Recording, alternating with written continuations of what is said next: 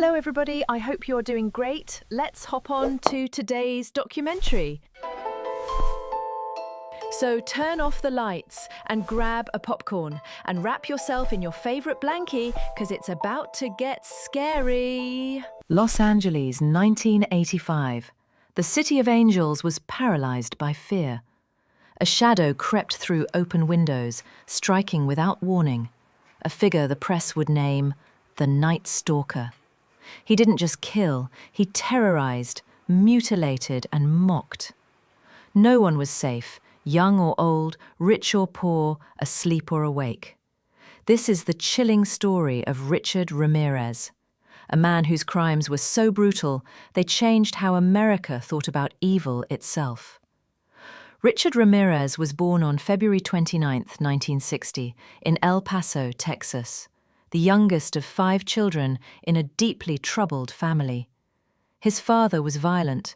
His cousin, a Vietnam vet, showed him photos of torture and murder, even teaching him stealth tactics used in war.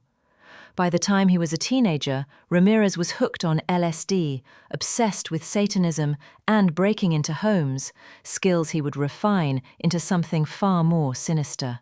The nightmare began on June 28, 1984. 79-year-old Jenny Vinkow was found dead in her Los Angeles apartment. She had been sexually assaulted, stabbed repeatedly, and her throat had been slashed so deeply she was nearly decapitated.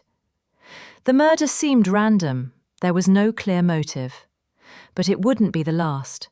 In the months that followed, more bodies were discovered, killed in the dead of night. Victims were shot, stabbed, beaten, and sexually violated.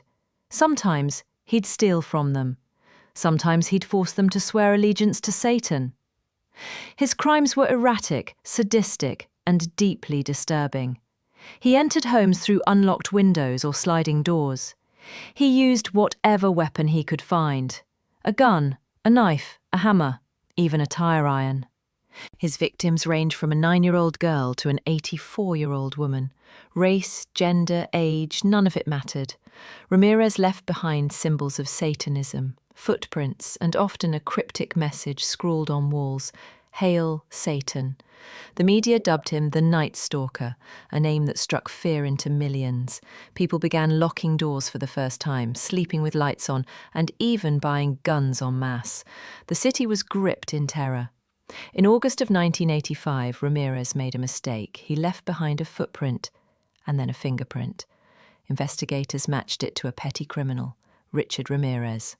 They released his mugshot to the public. The hunter was now the hunted. On August 31, 1985, Ramirez tried to carjack a woman in East Los Angeles. But by now, his face was everywhere. A group of bystanders recognized him and chased him down. He tried to run, but the people weren't having it. They caught him, beat him with pipes, and held him until police arrived. The Night Stalker had finally been caught, not by authorities, but by the very community he had terrorized. His trial was a circus. Ramirez flashed satanic symbols, smirked at victims' families, and uttered chilling phrases like, "Big deal. Death always comes with the territory. I'll see you in Disneyland." He was convicted of 13 counts of murder, 5 attempted murders, 11 sexual assaults, and 14 burglaries. In 1989, he was sentenced to death, though he would spend the next 23 years on death row. He died in 2013 of cancer, never expressing a shred of remorse.